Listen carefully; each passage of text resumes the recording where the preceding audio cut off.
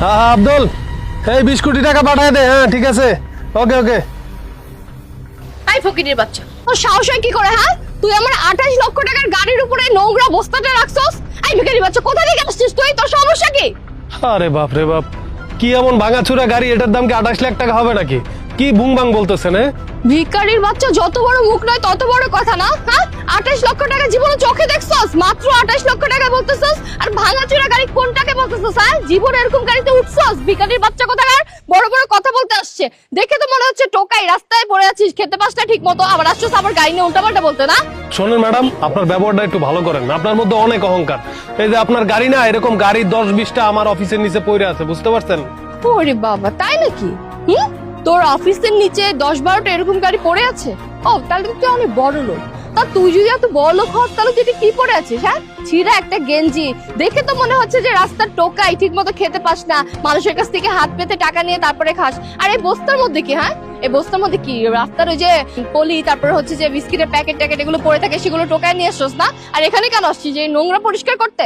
শোন, আমার সাথে না চালাকি করার চেষ্টা করবি না। যেই দেখছিস বড় লোকের মেয়ে ভাব নিতে চলে আসছিস, তাই না?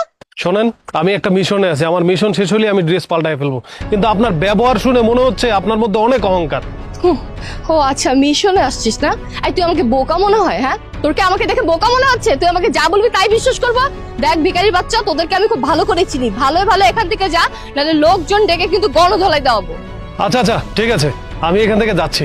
কিন্তু আপনি যদি আমার পরিচয় জানেন তাহলে আপনার টাস্কি লেগে দেবো। যাই হোক, যত সব ভাঙাচুরা গাড়ি নিয়ে আইছি উনি কথা। রাস্কেল কোথাকার। স্যার আসসালামু আলাইকুম। ওয়ালাইকুম সালাম। স্যার কি অবস্থা শুরু করছেন দেখুন, জানি এই মিশন আর কতদিন চলবো আপনার?